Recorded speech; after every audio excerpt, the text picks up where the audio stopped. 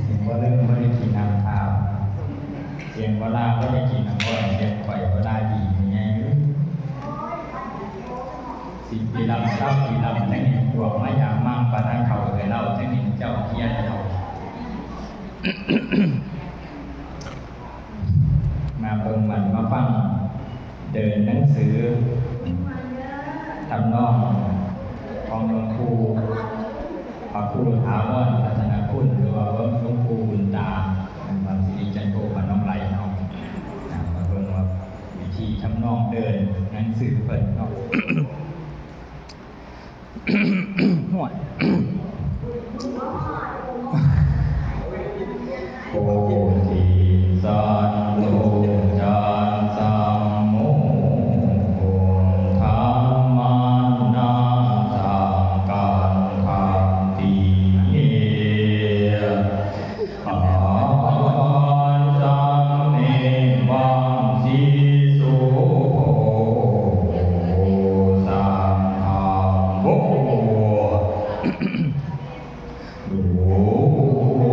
ลังสัพพุริสาทั้งหลายโปรดทินสาธุขันติญาพังกังสัทธังโสภาโหทรงนามาวิเศษคือเวสันดรมหากษัตริย์และตาสามัคคีพังวันแก้วได้แล้วแต่สนาแห่งอินทาสัมโม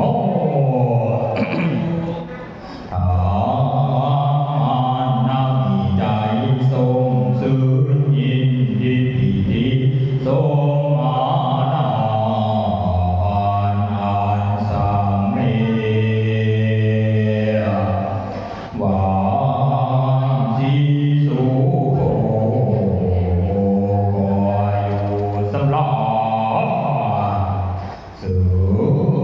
นปานนายสมบทศาลาก็มีแลสักกาธาติ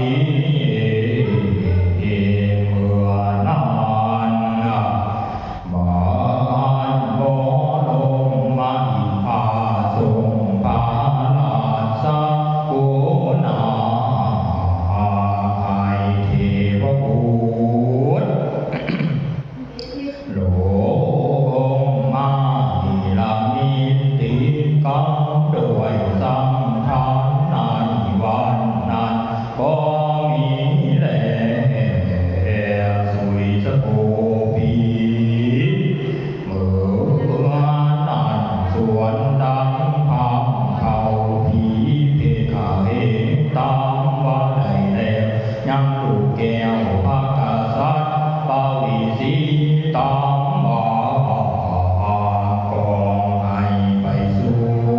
ดวิสัยหนทางไกลบ่อดได้60โยชน์ขันนาเทวตาโยเมื่อนานบันเทวดาอาลังคาผู้วิเศษอยู่รักษาองค์เกศผู้ผ่านาอาคัมสู่ก่อการทำพิทักษ์รักษาญาสองสาเนงหาพี่น้องก็ได้ตอบนาอาญาทิโลกาสังสุริยังหาจาภาโวในเมืองพานสุริยาลงแสงเสียเสาสวนนังผังเขาถอยหายสาลากามันก็ผูกสองกุมมันนอนให้นอนอยู่แทน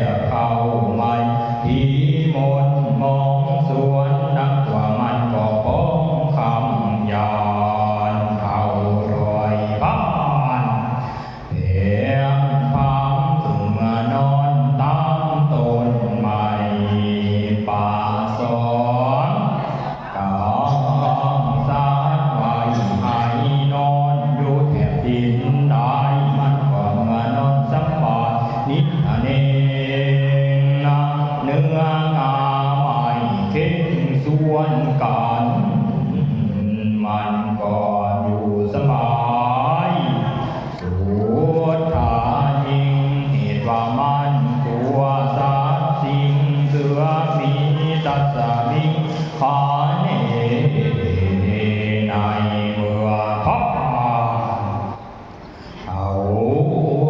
ถอยสู่สีป่าสองสีทั้งคู่ให้นอนอยู่เนื้อเพนียังมีเทวบุตรตนวิเศษกับเพศนาเป็นดังเวสสันตาในลาสมาธิเข้ามาโมเจแก่เสียยังเอื้องเขาแขนปากปวดก่อนนวดคันหัตถาบาทาแล้วก็ให้อาองค์ทรงศีดีสุดทายิ่งแล้วจริงให้ปาดับทิพพรอันวิเศษโพเชตวะอาไม้สังเวยเขานำโภชนาอาหารทิพมากนาสาเปตังวาไอนอนอยู่เนื้ออาสนะบันทู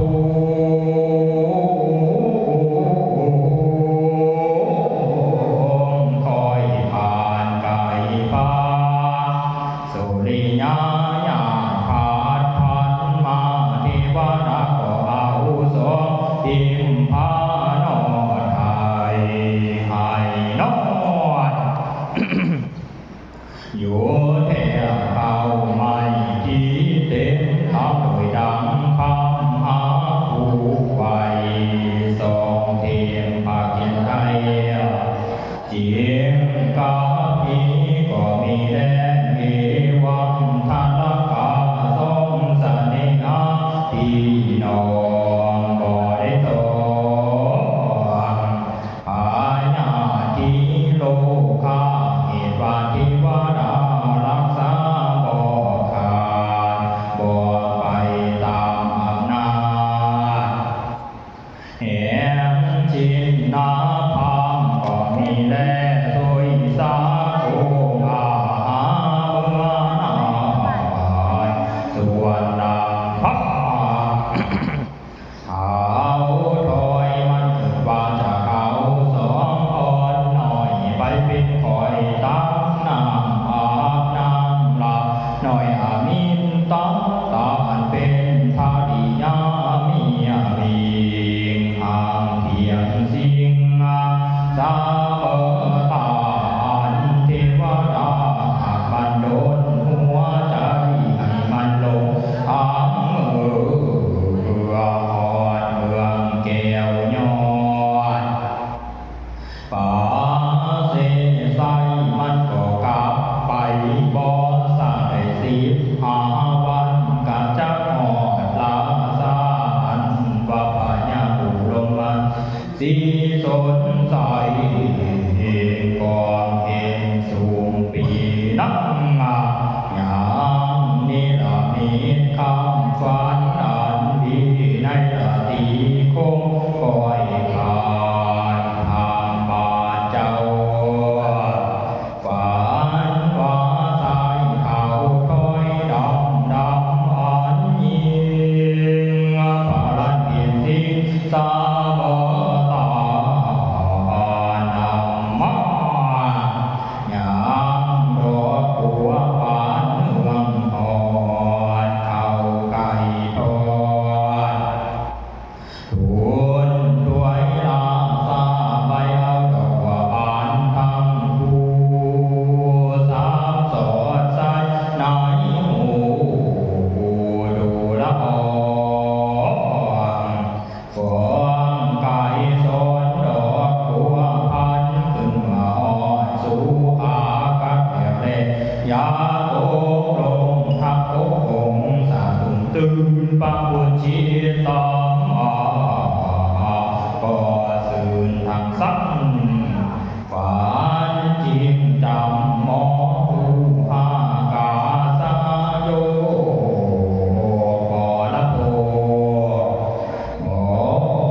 งไทยคันเขาก็โดยพาลานเฮมแลนเข้าสู่จิวแม่นคือ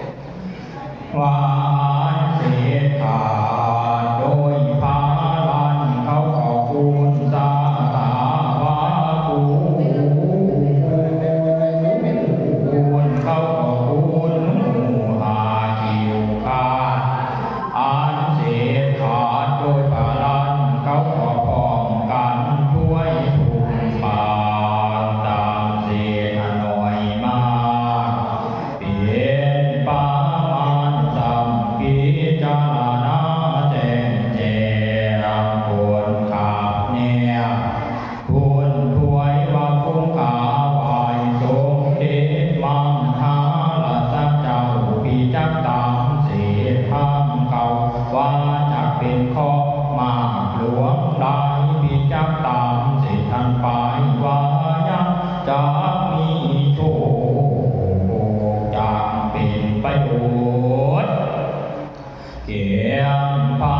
จอมท่านเหตุว่าลาหู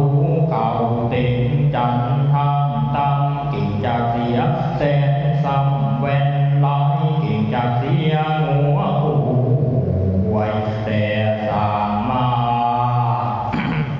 ทางคอยขาแลเงินคำที่จากลำนำดูเศษทางกลางอังคันเข้าศูนย์จันจูงนั่งหนังแทนป่วยให้แม่ตามโหนที่ว่าของอาโตมือโจรผ่านเดาคืนมาได้ดังเก่าพี่จากเราตามเส้นทางเกิงว่ายังจะมีโชคเหตุว่าโยกมาอยู่เต็มกาก็รู้ก็ลานเทียละการพันผ่าการจำเก่ามาสู่ผู้ทรงผ่านพระผู้บานแก่เงาเศร้าก็บ่สวยก็งามก็บ่คำลำหัวนั้นก็บ่ด้วยเมื่อนั้นบันพายาบุรมาที่สนใสสุนตามบ้าได้ยินโดยคำพังถวยวัจนะกดีสีสันนาเป็นตามบ้าก่อนมาผมทรงเกศด้วยนาพิเศษมงคลคงเจนตามบ้าก่อนจำเบยเขานำโฆษณาอาหารมีละสาระปากานต่างอ่างนานดินตามบ้าก่อนจันทิอยู่เนื้ออาสนะนามานหาภูมิแปลงไว้ในองค์ที่พิจารณาเทวตาโยเมื่อนานบันเทวดาอาเนตาวานำมายังพางเท่ากรรมทำเจ้ากุมมารทางทรงพี่น้องมาตั้งไว้ทรงนาในราชวัตสมิงกาเนเมื่อนานบานพายาบุรมาที่สนใสตนพิเศษขอพาเนตรลำมาคาเทียสวายยังเจ้ากุมารทั้งผู้อยู่แลดูงามอันจะถามเดินตามมาดวากาสัตตังมาคังอันวานาตาอันงามยิ่งสิ่งลูกพระกษัตริย์ตาสาแห่งกุมารน้อยนาอย่างตาลูกอา